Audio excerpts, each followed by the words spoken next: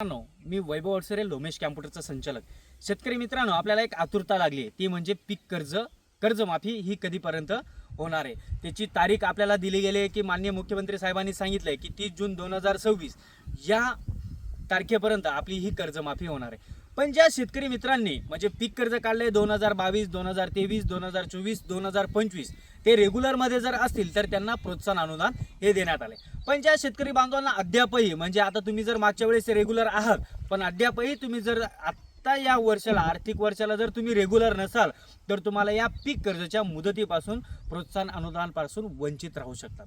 त्यामुळे जे शेतकरी बांधव रेग्युलर आहेत तर त्यांनी लवकरात लवकर आपले जे पीक कर्ज जे रिन्यू करतो दरवेळेस तोपर्यंत आपलं पीक कर्ज थकीत न राहता आपण रेग्युलरमध्ये देण्याचा हा प्रयत्न करा. म्हणजे 30 जूनपर्यंत त्यांनी जे सांगितलंय, जर तुम्ही 30 जूनपर्यंत जर रेग्युलरमध्ये जर आला तर तुम्हाला 100% प्रोत्साहन अनुदान हे 50,000 देण्यात आहे.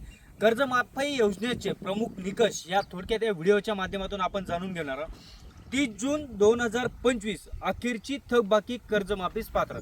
जे 30 जून 2025 चे अखेरची म्हणजे जे मागचे जे आहेत त्यांना थकबाकीस कर्जमाफीस पात्र राहणार आहे. 30 सप्टेंबर 2025 अखेर 2 लाखापर्यंत शिल्लक पीक कर्ज ग्राह्य धरलं जाईल.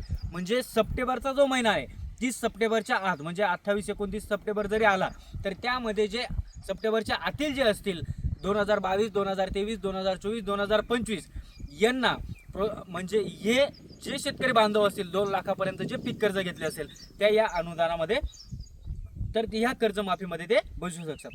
जे नियमित कर्जफेड करणाऱ्यांना 50,000 प्रोत्साहन हा लाभ देण्यात आहे. जे नियमित म्हणजे रेग्युलर आहेत, नियमित कर्ज भरत आहात किंवा रिन्यू करत आहात तर त्या शेतकरी बांधवांना 50,000 एवढे प्रोत्साहन अनुदान म्हणजे लाभ भेटणार आहे.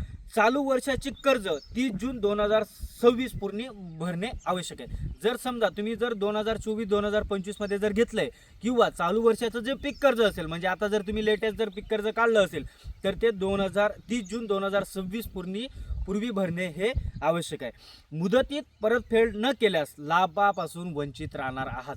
जर तुमची जी मुदत आहे तुम्ही त्या मुदतीपासून जर वंचित म्हणजे मुदतीच्या आत जर तुम्ही पीक कर्ज जर भरलं नाही तर तुम्हाला जे प्रोत्साहन अनुदान आहे 50,000 रुपये जे प्रोत्साहन अनुदान ते तुम्हाला भेटणार आहे ते तुम्हाला भेटू शकणार नाही.